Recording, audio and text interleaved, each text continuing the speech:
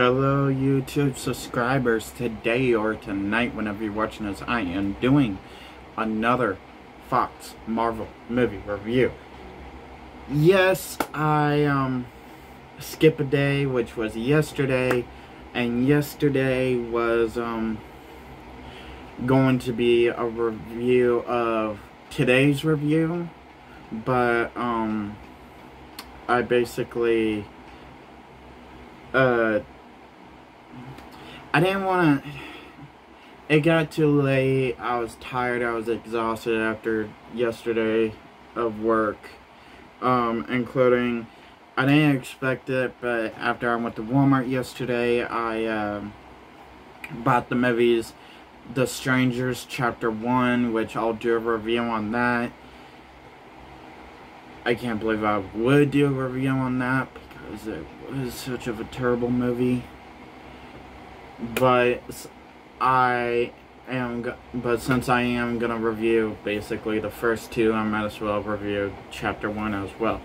But anyway, that's why I didn't do a review, like watch and then review today's movie review, because basically once I got home it got a little late after I watched The Strangers Chapter 1, so I figured to wait today, and basically here we are. And then tomorrow movie review will basically be Logan, and then Deadpool 2 will be Thursday's movie review.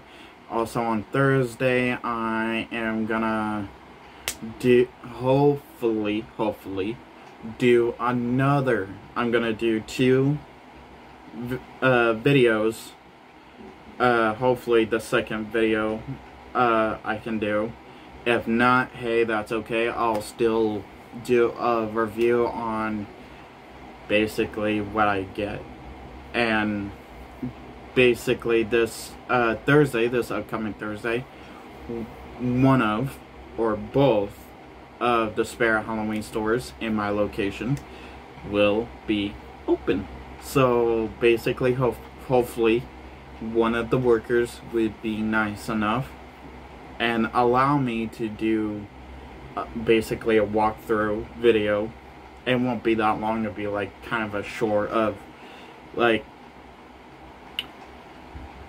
basically kind of what I'm more interested in of the aisles, and also what I grab, which I'll kind of maybe do a little bit more detail of what I grab and get. So there's that on the side of the review I'm gonna do on Deadpool 2. Now getting into today's review of basically, if you guys can tell by the title, X-Men Apocalypse. Now, X-Men Apocalypse. I will also state that right now, I will not do a review on X-Men Dark Phoenix. Why?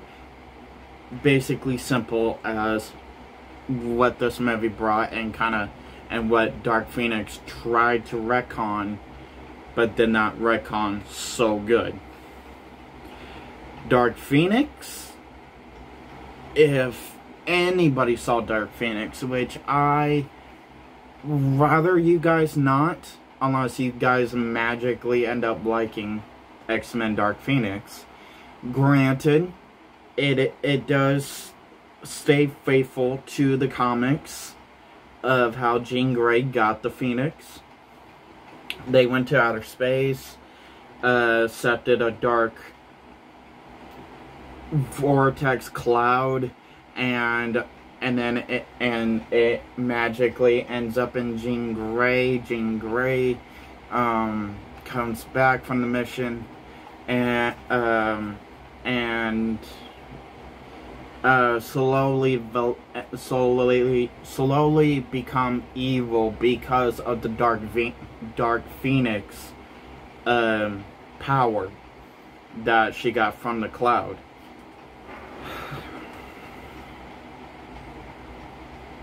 And then further to the movie, basically, since they couldn't really use the Skrulls like they were planning to do for the villain, or villains,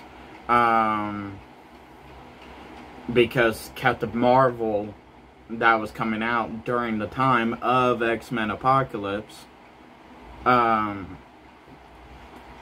used the Skrulls before as the villain, well, kind of the villains, which I'll do a separate review on that, but kind of the villains.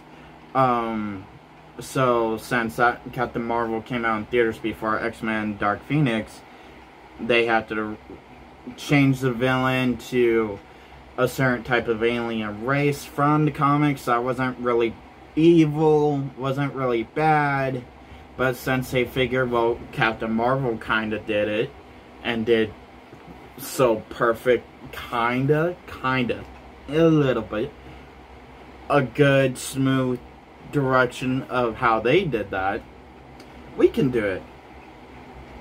It was easy for Captain Marvel. X-Men Dark Phoenix, not so much. Because they were after Jean Grey, they wanted the Phoenix power to hopefully save their planet, because their planet was getting destroyed, and they didn't really care so much to kill if they killed Jean Grey during the process. Which, in that one, I really hate. Out of every X-Men movie, I really hated how they really made Mystique skin a lot more lighter blue. Like, okay, is it because in X-Men First Class, her skin wasn't really that light blue. It was perfect blue skin, as basically as she had the dark blue skin from the original X-Men trilogy. So they brought that type of dark blue back for First Class, perfect, and then brought that same blue color back for Days of Future Past, perfect. Also X-Men Apocalypse, perfect. But once they got to Dark Phoenix, I know they didn't really give two shits of if Dark Phoenix was going to be a perfect X-Men movie or not, because all they cared about was getting money off of it before Marvel took the X-Men back and basically played with the X-Men of however they wanted, because Fox knew at that point they were gonna lose the X-Men rights either other way. So basically they just played the way they wanted, threw a bunch of things together that really did not make sense, like a innocent, nice alien race from the comics, turn them into a villain, towards the X-Men that really, which the story made it more complicated because they made it feel like it was Skrulls. Either other way, they still made it feel like they were against the Skrulls, and by that, it still wasn't very good. And the villain, and the way they brought in the villain was not very good. I mean, they could have lead the main villain out that was after the Phoenix power, and basically we would have had a little bit more better movie. But the light blue skin color for Raven, aka Mystique, was just not working for me. The villain wasn't working for me. The whole story plot after X-Men Apocalypse was not working. I mean, I get it. I'm the type of person where if you can adapt the comic into the movie, that's great. That's awesome. But after X-Men Apocalypse, I liked how they did adapt the comic into the movie, but it just didn't make sense once I went back to X-Men Apocalypse, because in X-Men Apocalypse, at the very end, when they needed to basically wipe out, kill Apocalypse, Professor X told Jean Grey to use her power, unleash all of it. Okay. She did. And when she did, you see this big, fiery phoenix bird basically form around her, while that force of her power is basically attacking Apocalypse and killing him. Well, helping killing him, to a certain point. And that's where I didn't really like Dark Phoenix, because it tried to retcon that part of X-Men Apocalypse. She already had the Phoenix, as they shown in X-Men Apocalypse. The Fox board. Oh, well, we can adapt the X-Men Apocalypse. Let's just, this time, not mess up and throw the comic book origin in it. Guys, did you actually forget at the end of Apocalypse, we already had her displayed that she already had the Phoenix inside her? Oh shit, did we? Yeah. Let's just retcon it. Hopefully fans would not remember or pay attention and not really care. And let's just stick with this. So, and that's why it's one of my big problems for X-Men Dark Phoenix. I liked it, the whole love triangle as well, after Jean accidentally killed Mystique, which honestly they killed Mystique in that movie because the actress asked them to, because she didn't like the director. She felt very violated with the director. They didn't really need to change the suits to black and yellow when they had a perfect, good comic book accurate. I mean, sure, it was still armor, but it was comic book, at least a little comic book accurate to their suits in the comic book. And then the whole love triangle between Professor X, kind of going through grief of losing Jean Grey, losing Mystique, and basically messing up as a teacher, and realizing that, and also messing up as a X-Men leader, and more focus on the fame and fortune. And then you got the other two lovers to Mystique, going through the grief as well of losing Mystique, Beast and Magneto, and they want revenge on Jean Grey for killing Mystique, not on purpose, but on accident. But again, they're not realizing that because they're more wanting revenge and grief. But that's just my main that I'm just automatically laying out, because I'm already mentioned it as it is, with one of my issues with Dark Phoenix, so might as well lay them all out on the table. But getting back to X-Men Apocalypse. Basically, the ending, yes, it already showed that she had the Phoenix at the end of X-Men Apocalypse. Well, kind of the end. The final battle. We get reintroduced in X-Men Apocalypse. Storm, Cyclops, Jean, obviously, Nightcrawler, also Jubilee, because in in X2 X-Men United, I think it's that one. Yeah, I want to say it was that one.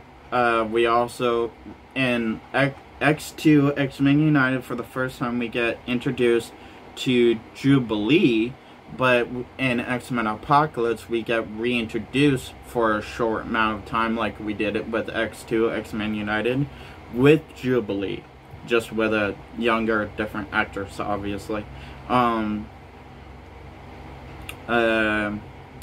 Which basically X-Men Apocalypse takes place not right after Deadpool, as I did a review of the first Deadpool before this one, obviously.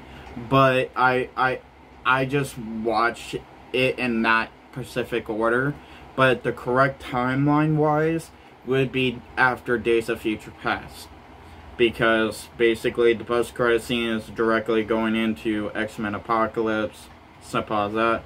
But I watched the first Deadpool because I'll explain later why I basically watched the first Deadpool, then X-Men Apocalypse. But I'll explain that in the Deadpool 2 review. But following after the events of basically, I think a year later, or right off the bat, yeah, I want to say a year later. A year later, after Days of Future Past, we stay in the past because Fox realized, okay, we can still start over.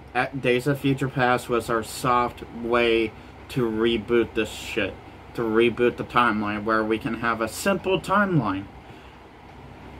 X-Men First Class still happened. Days of Future Past going into Apocalypse. That's why we have a young Cyclops, Storm, Nightcrawler, including a new X-Men, which is Cyclops, Storm, Jean, Nightcrawler, and at this point Nightcrawler. They were just throwing X-Men characters out so they can get them right away out of the way and not have to worry about remembering later on, which we also get introduced to a mutant that can basically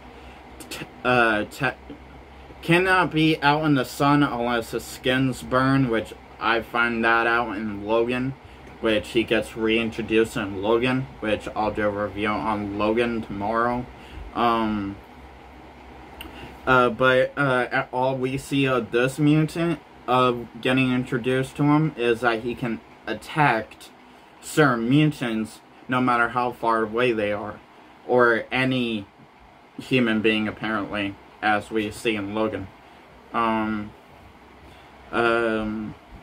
I get that part wrong and it's only mutants. But anyway, more explain on Logan when I do a review of Logan tomorrow. But the story plot for X-Men Apocalypse is that I want to say a year later, after Days of Future Past, Professor X reopens the school, got the school going, got basically Jean in the Jean in the school already. She basically, as later on in the movie, that we see more of Jean, she will tell Scott that she feels like a freak, that everybody treats her like a freak, and that she basically still doesn't feel welcome there,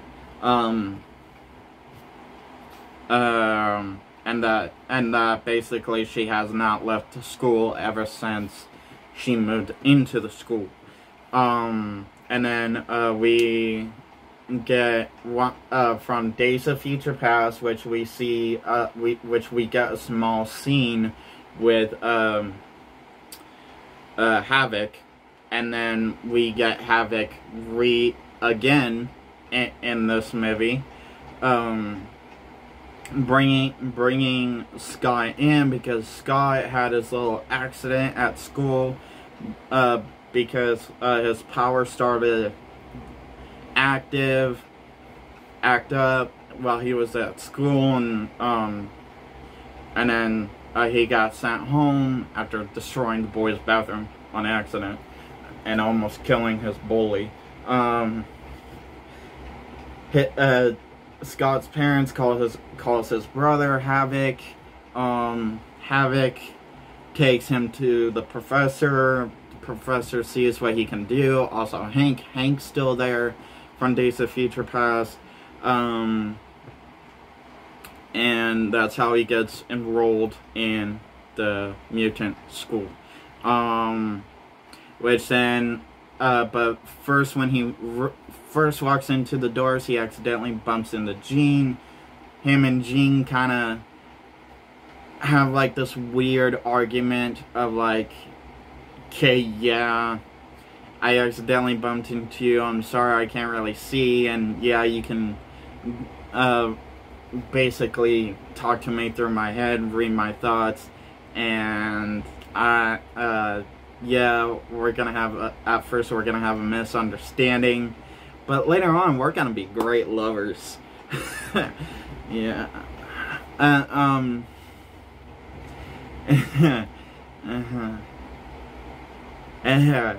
Which that actually does happen after he gets enrolled.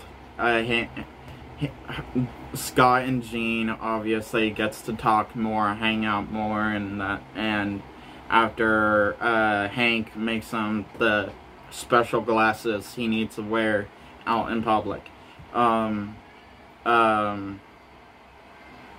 which and then after they start hanging out and getting close, almost romantically, like they were really trying to rush the romantic part all in one movie. And then Nightcrawler gets there thanks to Mystique, because which we also get reintroduced to Angel, just a younger actor playing Angel. And also I thought it was funny because after I saw the Queen movie and rewatching X-Men Apocalypse, that's when I noticed the actor they got to play a young Angel is also in the Queen movie as one of the band members, which I'm like, oh shit, which as we see, and then but Mystique saves Nightcrawler from a cage fight with Angel in parts at the beginning of the movie, and I guess she's just going around saving mutants, not even caring to be a symbol of hope for mutants as they saw her on TV of Days of Future Past. Which they still don't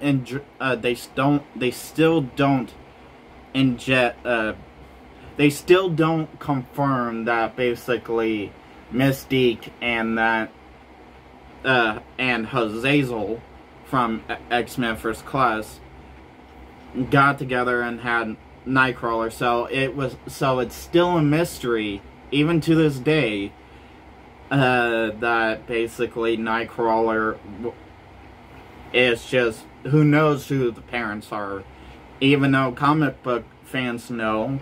Who knows that that's exactly how it is in the movie, but anyway. And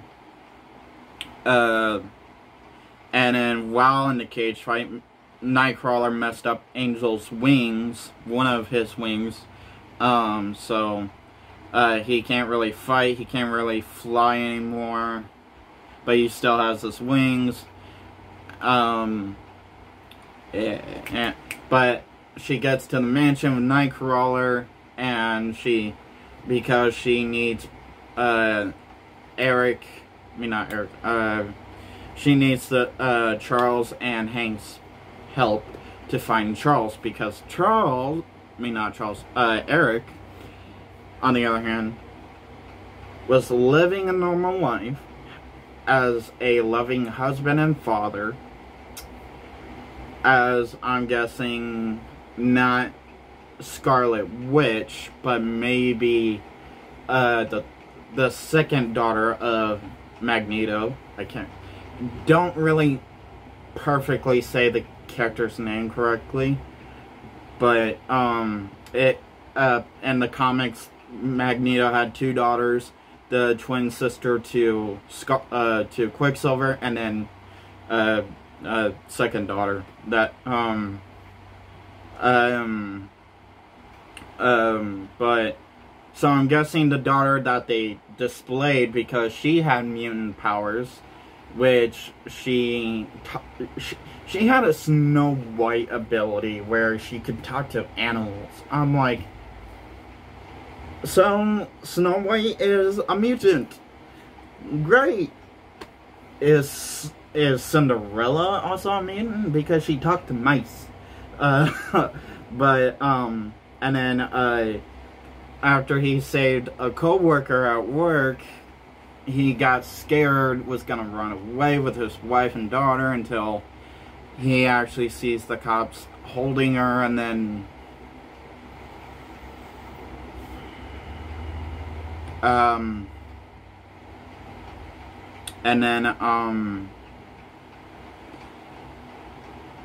after the daughter sent a bunch of birds after the police, because one night when he was laying his daughter down, he promised her that he would never leave them,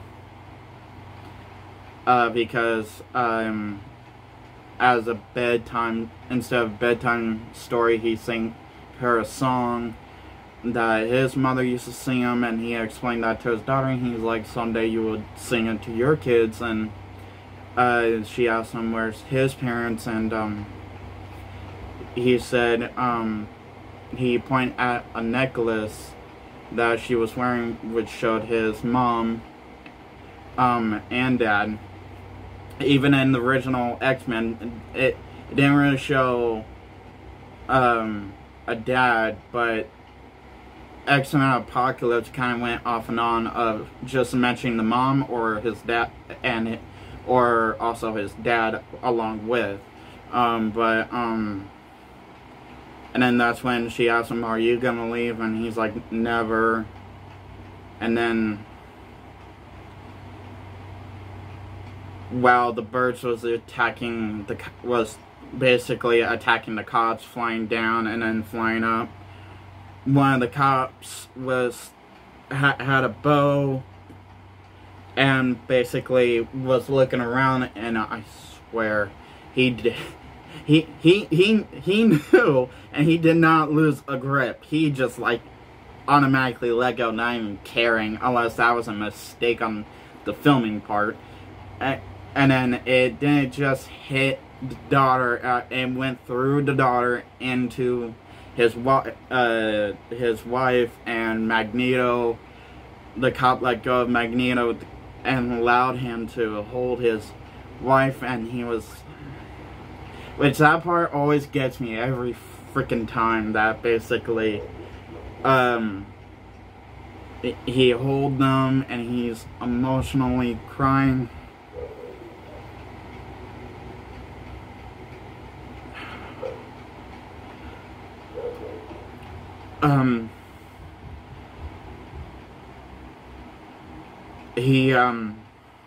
And then, he grabs the necklace that the daughter was wearing, and he hold it up in the air, and then basically use his powers to basically have the necklace to zoom hard enough into each cop's neck, and then it zoomed back into his hand, and then so from there of him,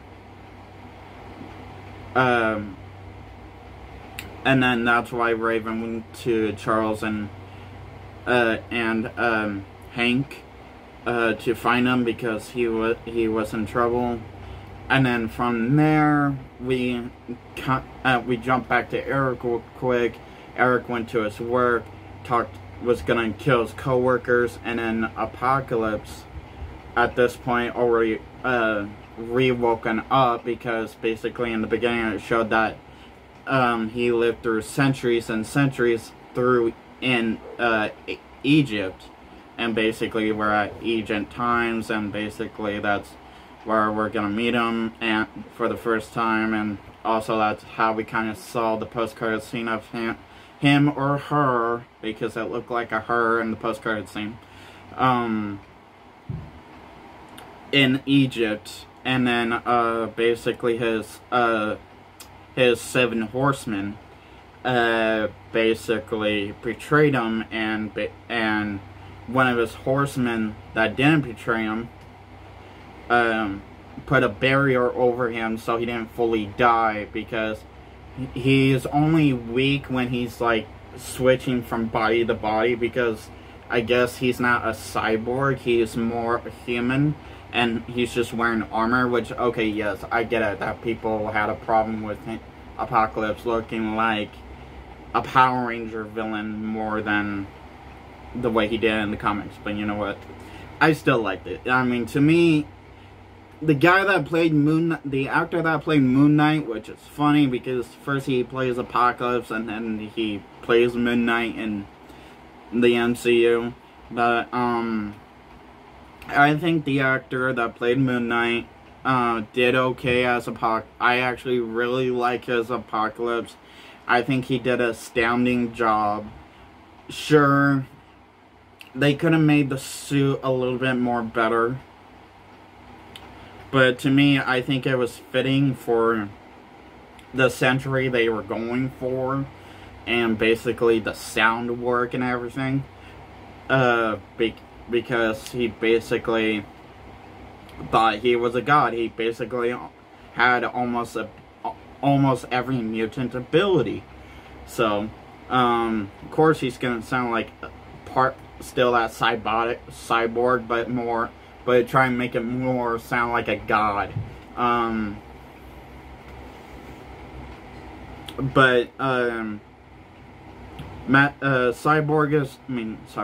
Apocalypse is woken up by followers that still believed in Apocalypse and tried to find him.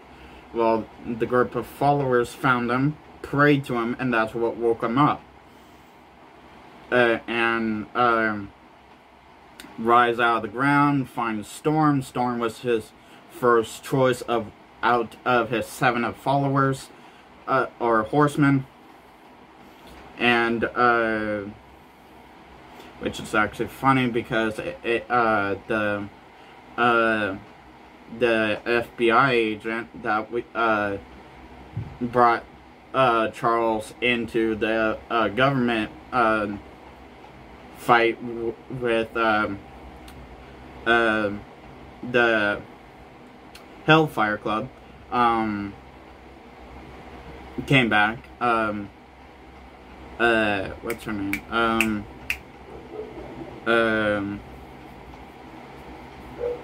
Anyway,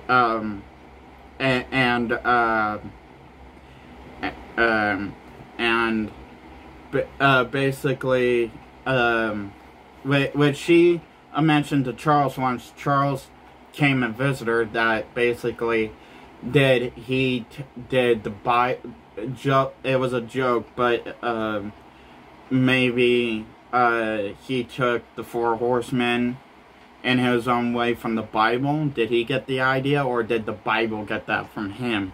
So it was just a small, little, innocent joke that I'm shocked no Bible thumper took harshly. Anyway, so Storm was his first horse follower, and then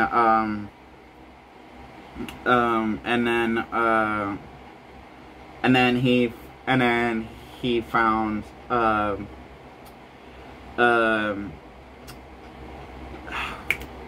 basically we came back to the guy that could find any mutant, no matter how far they are.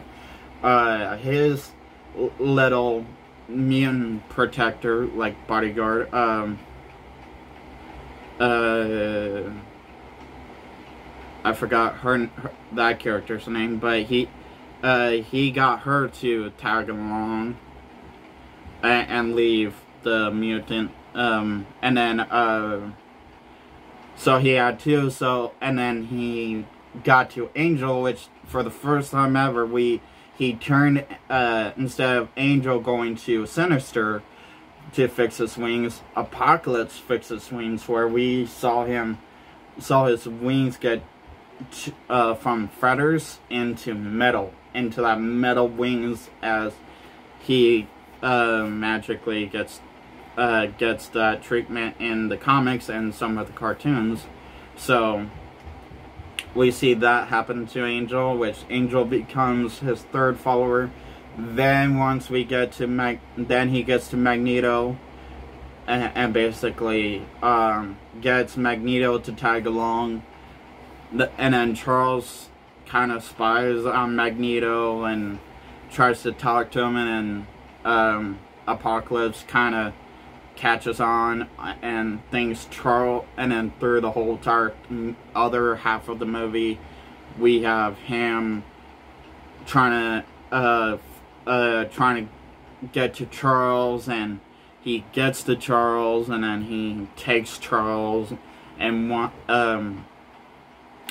while he's gonna reshape the world into basically his own image, he's gonna switch his mind from the body he's already in into Charles's body, and that's gonna be his new body as Apocalypse, and basically control every other mutant around the world and everybody else. And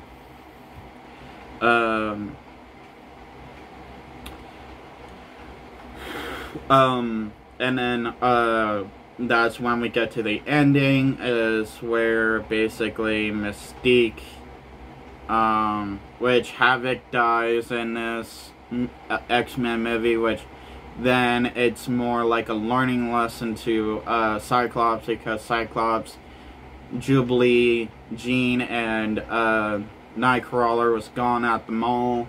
They figured to take a trip up to the mall, go see a movie, and then come back. Well, after they come back, Scott realized that basically he just lost his brother.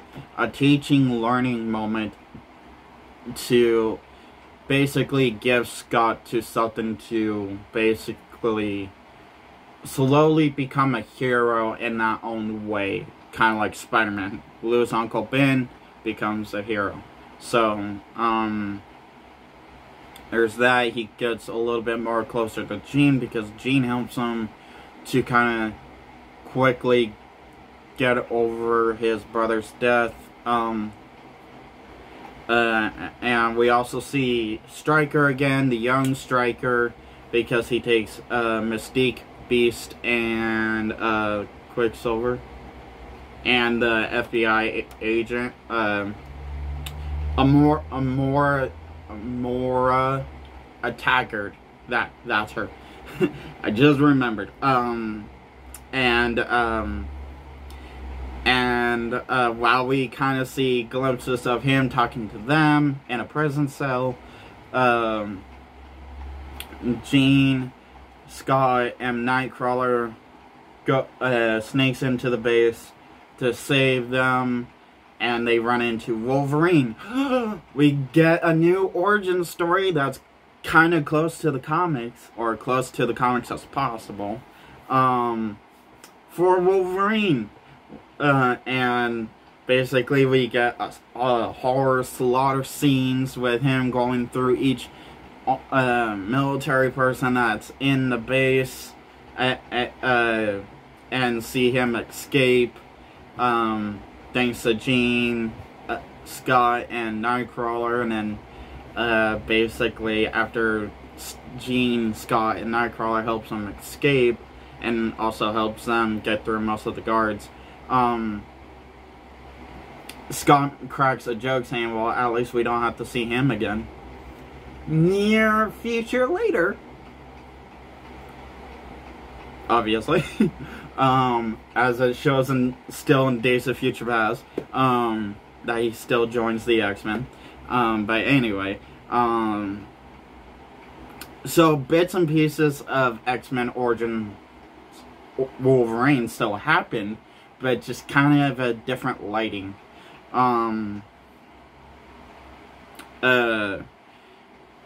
Stryker escapes, obviously. Nightcrawler, Scott, and Jean saves Mystique. The FBI agent woman, Beast, and Quicksilver, which at this point Quicksilver already knew, and finally knows that Magneto is his father, which I know in the comics it goes back and forth. Is Magneto really Scarlet Witch and Quicksilver's father or not? But in the movie he actually is, and he, that's also why he came to the mansion, to see if he could find Magneto, his dad, and then they put on like this military armor and get into this like military plane and go where Apocalypse is, and has the big final finale fight, and then while the X-Men is basically losing, and after the transformation, or Apocalypse tried before Nightcrawler took Charles away from halfway through the transformation, which then the transformation made Charles go bald, which, okay, I guess that's how Charles became bald. Even though the actor that played young Professor X wanted to shave his head in First Class. That's why Hank made that joke. Are you sure we can't shave your head? Because the actor in the First Class that played the younger version wanted to shave his head in First Class and not keep his hair. But again, we all saw how that turned out, and we are finally at the point where Charles loses his hair, and this is how.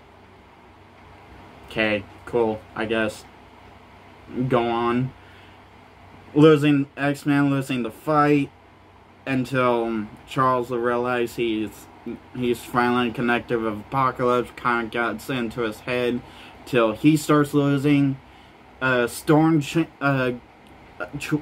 changes sides, attacks Apocalypse after Jean unleashes her full power, which is the Phoenix's power.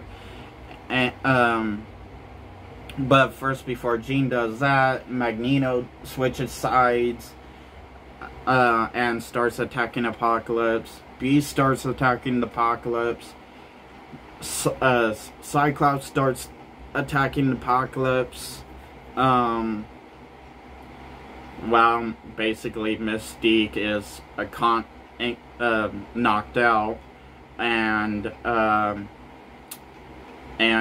basically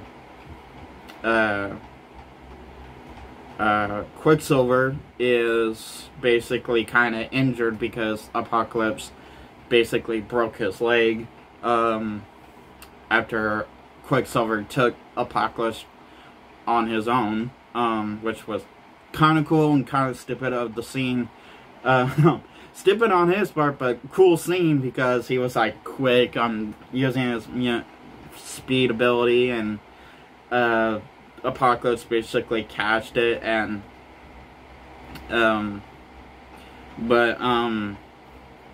then after Jean unleashed her full ability, which is the Phoenix power, which already confirmed she already had the Phoenix before Dark Phoenix.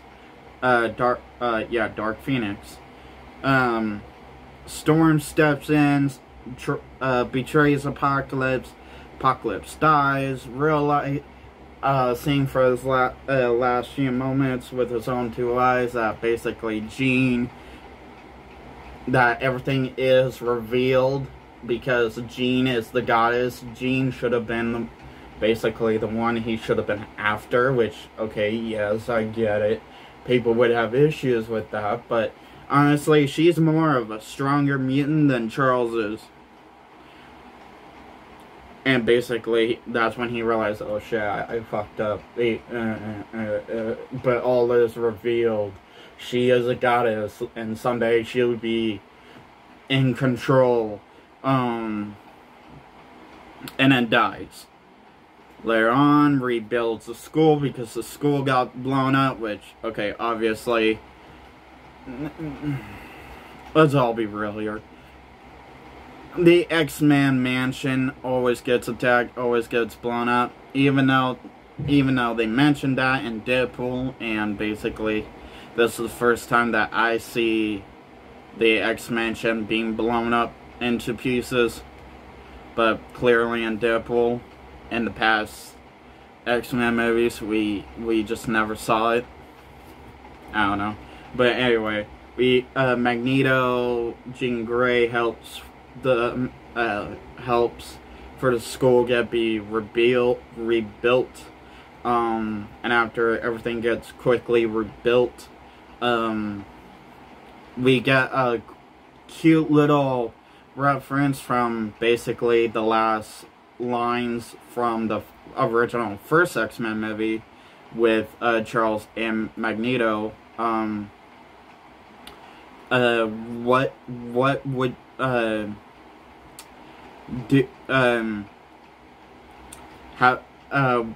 has it ever, kinda in this words, not really so much by the certain type of way, but in a form of these words. Has it ever occurred to you, has it ever basically, does it ever scare you where it wakes you up in the middle of the night wondering, what would happen to your precious school, to your precious students, and basically, Charles comes back with, I feel bad I would feel bad for that poor soul that would show up in my school looking for trouble. And then basically Magneto starts leaving, kind of laugh with them, both laughing, and he's like, are you sure I won't be able to convince you to stay? And Eric's like, you're psychic, you can convince me to do anything. And he's like, goodbye, old friend, see you, Professor.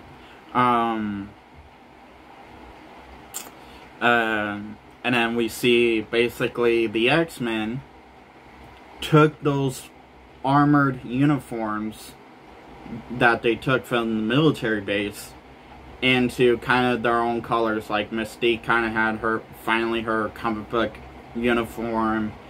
Beast, we couldn't really see Beast's uniform. All we could see is that it was a form of kind of what we saw in The Last Stand, just more covered up with the chest part. Scott was more comic book accurate. Storm's just more comic book accurate. Quicksilver was more comic book accurate. Basically everybody's was just with that form of armor. And then the movie ends while seeing them ready for training against the Sentinels that we saw, the Sentinels that we saw in Days of Future Past, not the high-tech future ones, more of the prototypes. And then basically get past the credits and everything. We got a post-credit scene introducing Logan. Basically the post-credit scene for Logan, because whoever ran the place walked in, cleaned up everything to hide up everything, the dead bodies, the bullets and everything, to keep everything undercover. In the basically make it look like nothing ever happened. By taking the blueprints of Wolverine's, what Wolverine bones look like, the blueprints, a few x-rays of Wolverine, and Wolverine's blood, along with some chemicals. Which basically hinted at the upcoming last sequel of, not Wolverine, but Logan, which I will review tomorrow. So, drop a comments down below, anything Marvel, anything X-Men, or your opinions about this video. Hit that like button if you liked this video, hit that dislike button if you didn't like this video. If you're a newcomer dropping by randomly by one of my videos, please hit that subscribe button. I welcome all new and old subscribers with open arms. If you're an old original subscriber, welcome back. I appreciate you guys. Always keep coming back.